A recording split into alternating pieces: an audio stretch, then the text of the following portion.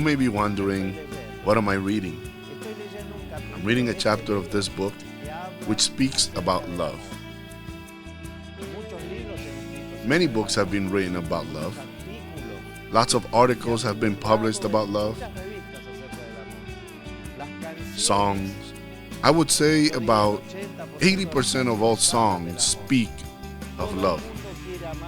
Everyone wants to love and be loved. Yet there is nothing in which there can be so much failure than in the experience of love. Why? Which are the reasons that generate so many disappointments? Is it probable that we may not clearly know what love is? Today we will consider 10 words that will help us define love. Once you've heard them, may you have a clear idea of love in order to have success and not failures in love.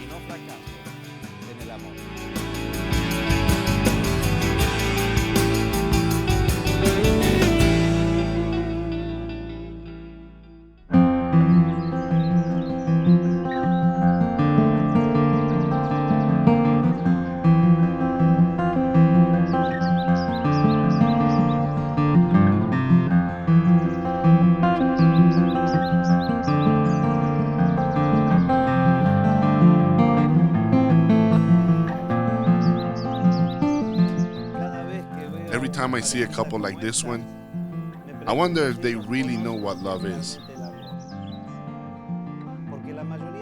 Most couples today are driven by emotions, passions, by feelings. Yet it is vital to understand the first word to be able to understand what love is. The word is principles.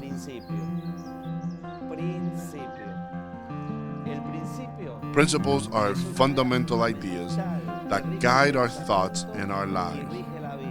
This is consistent. It cannot be changed. It is not wavered by circumstances. Therefore, when there is love, it will be stable. I once read a book which defined this concept with a tale that took place many years ago in high seas. A large battleship was fighting rough weather. All systems were failing and the crew was making desperate attempts to save the ship. Suddenly, through the darkness of the night, they saw a light straight ahead, which appeared exactly in the direction they were headed. The captain of this ship got on the radio, the only source of communication at that point, and began to make contact. "Please, change your course," he said, "because we're about to crash into you." He heard a response saying, "No, you're going to change your course, otherwise we are going to crash." The captain desperately insisted, "Listen, change your course. This is Captain Smith, and I need you to clear the way." Again, he got a response. "This is second-class seaman, and I'm asking you to change your course." So the captain insisted, "We are a battleship. Change your course now." Finally, he got another answer. "And we are a lighthouse. So you are going to need to change your course."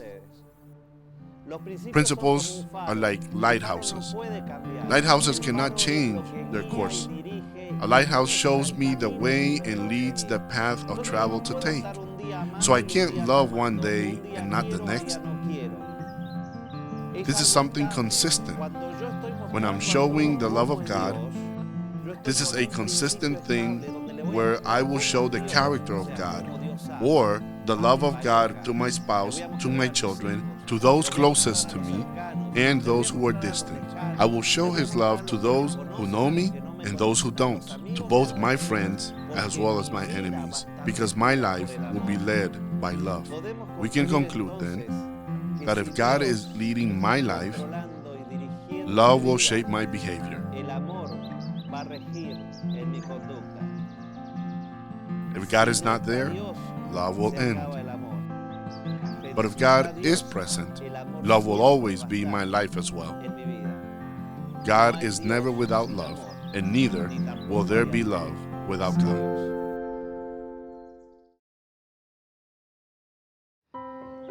The second word I want to use to explain love is the fact that love is a decision. The principle of love manifests itself through decisions, and the question is, which is the decision I make when I love? The main decision is to show the essence of God. Every time you love, you're deciding to show who God is to the one you love. So this has to do with the mind. It's not about emotions or feelings. It's not about a sexual thing either. Some may think we're going to make love and think that love is a sexual thing. Not so. Sex is vulnerable. It can change depending on the circumstances, the moment, the desire, how the day is going, how I feel. So when you decide to love, you decide to show the character of God to your loved one. When I can fully demonstrate who God is, that is the ultimate act of giving ourselves. This happens during marriage. Previous to it, the only thing you can do is to try to see if you can love someone at that level. When you decide to love and make a pact of love with God, you are then committed to only show the person you have chosen who God is. It's quite hard to decide without God, because ultimately, the decision is God. God is love.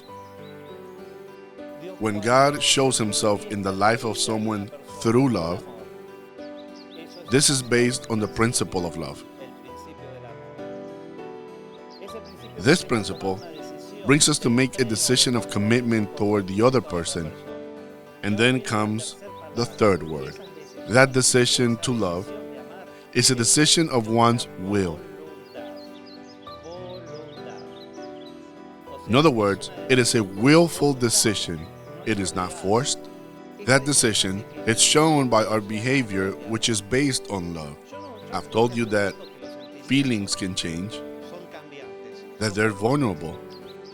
So I cannot make decisions based on feelings. Otherwise, my life will be crazy and inconsistent. One day I make a choice, the next I make another, depending on how I'm feeling.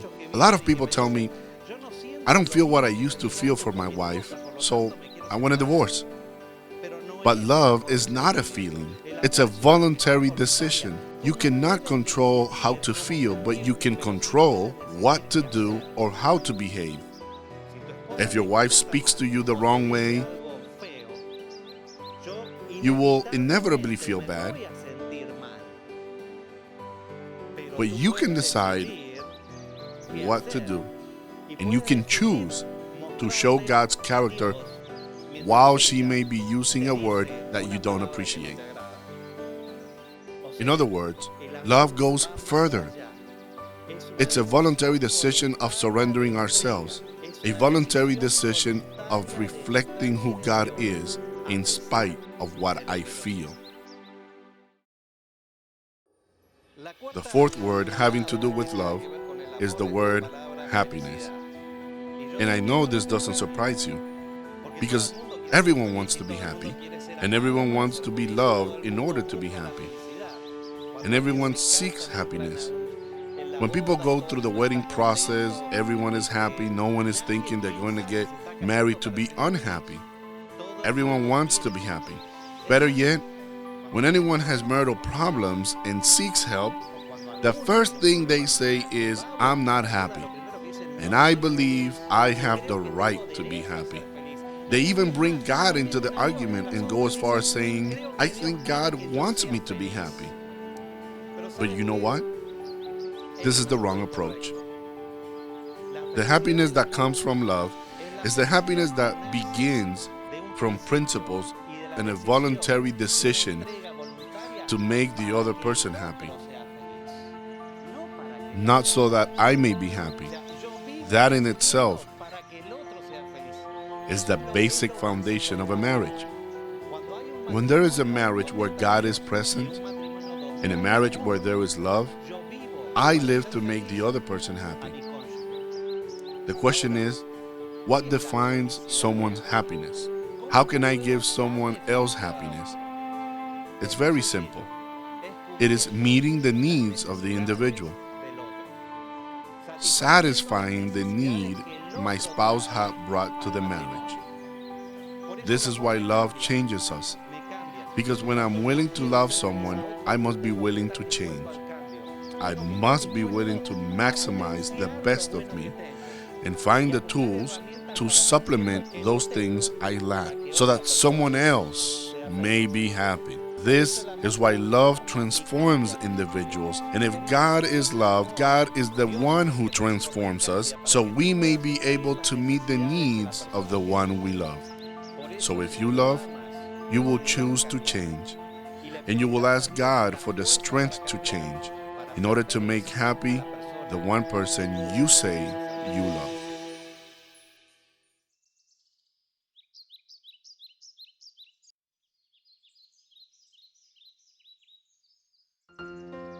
The next word is a word that may have a wrong tone when we say it.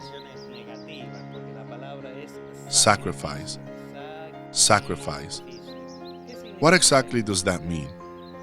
It sure sounds like the behavior of someone who's about to be executed, who's suffering, and so on. But sacrifice has to do with denying of selfish, immediate satisfaction. In other words, when I decide to make someone else happy and the other person brings needs which I'm striving to meet, evidently I must leave aside, at least for some time, my own needs.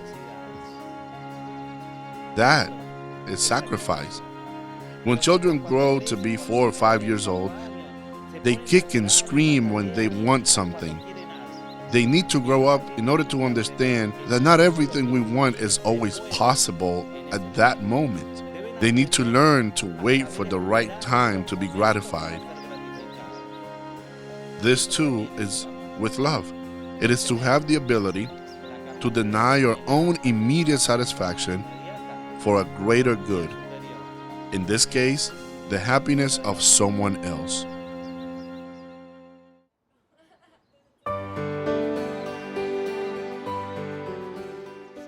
Could it be that this couple really knows each other?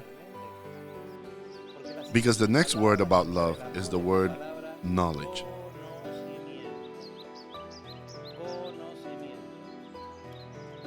We generally think these words mean to know about something in particular. But biblically speaking, knowledge has to do with relationships, with deeper, intelligent relationships and deep interaction. If I want to meet the needs of my spouse, I obviously need to know what those needs may be. So I need to be intentional about knowing, about relating in such a way that I may know which are the needs I need to meet. I have a mechanic that I trust. He knows how to take care of the needs of my car. My mechanic knows and has a relationship with my car in such a way that he knows how to take it apart in order to put it back together.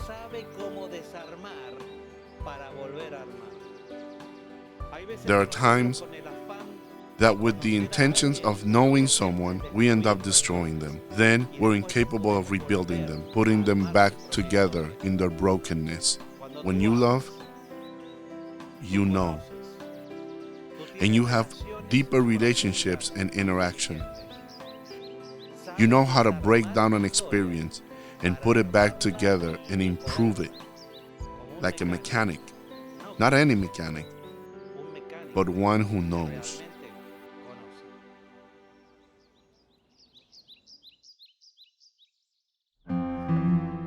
Eric Fromm, in his book The Art of Loving, mentions a word which is key to understanding love. The word is work. Work. Without it, there is no love. In order to be able to say that we are in love, we need to work towards the advancement of the relationship. I remember a college professor who taught Bible and showed me what it is to work in the issue of love with a simple biblical story. The story had to do with Jonah. What does the book of Jonah tell us? She asked. What does his story tell us? We all raised our hands and mentioned disobedience, mission, the fact that we need to obey God's commands, and so on. She said, no, those topics are secondary. The main subject of the book of Jonah is love. And even more, it is the element of the work employed in love. We all wondered how, why. She went on listing the love of God for the Ninevites, the love of God for the crew on the boat, the love of God for even Jonah when he was reached inside the fish. She said, notice how the story ends. We see Jonah waiting for God to punish the Ninevites, waiting for him to destroy them, but he doesn't. So Jonah goes crazy. He wants to die, and God appears to him and asks, why are you so upset?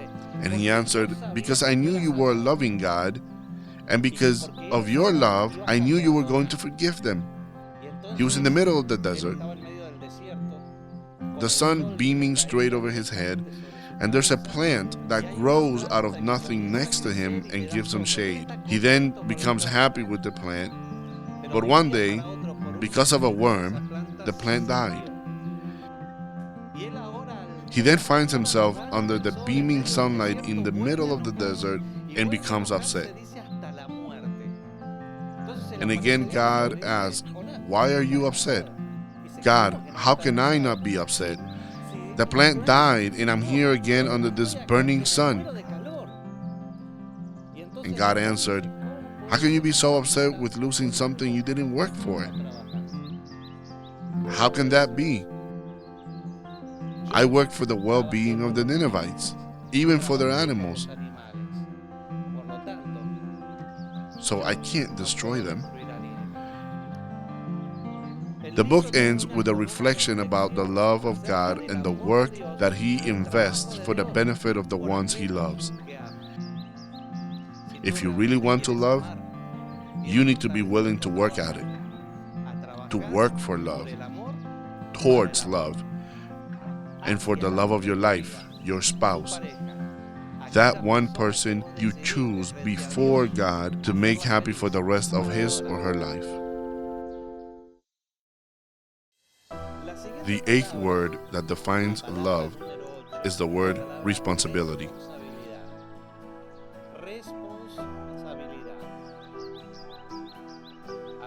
At first glance, this word may also seem negative. It may seem like a burden placed upon us. Someone makes me responsible for something I don't want to deal with forever. So when we say that love is a responsibility, some people may say, well, sure, as long as it lasts, or as long as I feel like it. But what is a responsibility? This word is composed of two words, which are response and ability. It is the ability to respond. In other words, it is the ability to respond to the needs of the person I love. So if I have the ability to respond, it's because I'm close by. I'm not absent. Only someone who is absent can be responsible.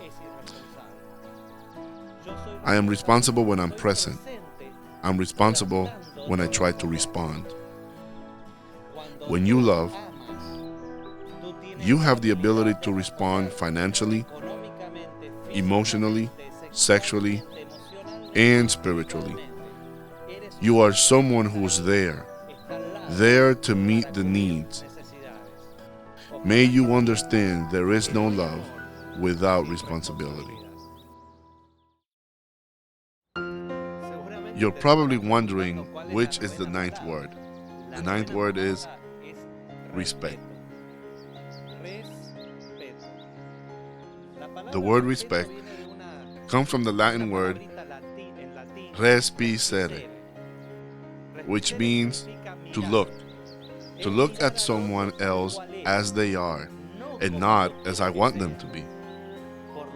So there is awareness of individuality and absence of exploiting the other individual. I respect the other person as they are. I don't demand changes.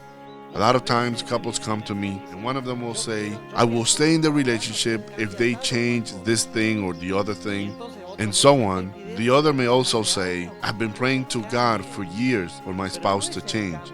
But it's not about the change of your spouse, but your ability to accept the other individual and try to see how you can change. You will not always be the same person. I told you earlier that there is a transformation in love, but it is not a forced one. To love is to respect. And I don't know what could be happening with that couple over there, but apparently they don't understand what respect is. I get the impression they haven't been able to merge differences, and each wants to continue being the way they are, without accepting the other as they are. Remember, when you respect, there is no manipulation, and you will see the other person as they really are, not the way you want them to be. The last word that has to do with love is the word forgiveness. Why did I leave it for last? Because maybe as you heard the other 9 words, you said to yourself, this is too ideal. It's impossible for things to work out in such a perfect way.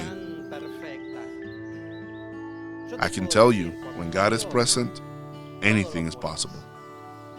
But I know we're human. There are circumstances, there are mistakes, and when you love, you're willing to forgive. What is forgiveness? Because a lot of people confuse the word and say to forgive is to forget. But no, you don't forget. You don't. What you do is you decide above what took place. Remember, love is a decision. And so this word forgiveness has to do more with not exercising your rights at times in order to save the relationship. What do I mean by this? My wife can make a mistake. I can feel awful. I can even feel offended. But if I want above all things to make my wife happy, I forgive. I don't demand my rights in order to save the relationship. Now, if you say you forgive, and a month or 2 or 3 months later, you're saying, do you remember when you didn't really forgive? Because when we forgive, we don't make any future claims. You remember, but you don't claim. This is how love brings us to overcome difficulties, to overcome obstacles, and overcoming differences. May God be in your relationship so you may be able to forgive as God forgives.